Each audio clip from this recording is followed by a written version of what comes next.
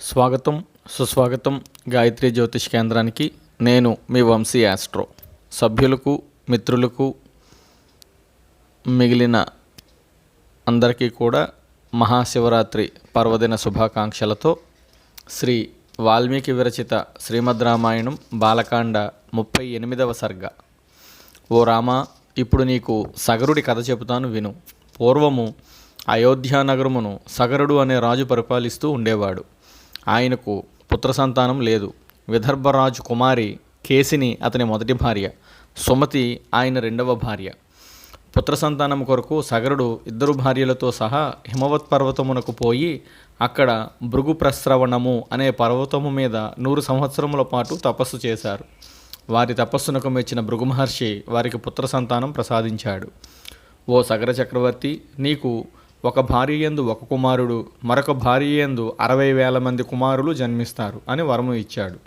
వారు ఎంతో సంతోషించారు. కానీ వారికి ఒక సందేహం కలిగింది. ఓ మహర్షి, మాలో ఎవరికి 1 పుత్రుడు కలుగుతాడు అని అడిగారు. ఆ విషయం మీరే తేల్చుకోండి అని అన్నాడు భృగు మహర్షి.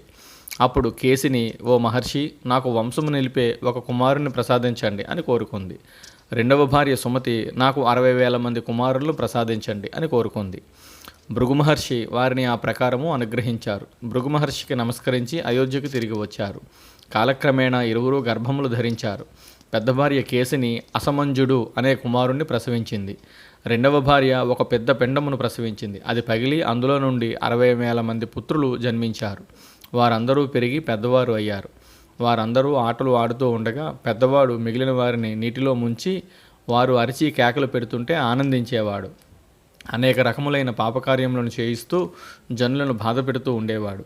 వాడి బాధ పడలేక సగరుడు ఆ అసమంజుని రాజ్యము నుండి వెళ్ళగొట్టాడు. ఆ అసమంజుని పుత్రుడు అంశుమంతుడు. అతడు తండ్రి మాదిరి కాకుండా ఎంతో ధార్మికుడు, సజ్జనుడు. అందరూ అతడు అంటే ఇష్టపడేవారు. కొంతకాలం తరువాత సగరుడు ఒక యజ్ఞమే చేయి సంకల్పించాడు.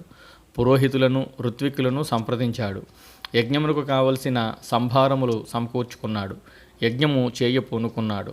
ఇది వాల్మీకి విరచిత శ్రీమద్ రామాయణం బాలకాండ 38వ సర్గ సంపూర్ణం.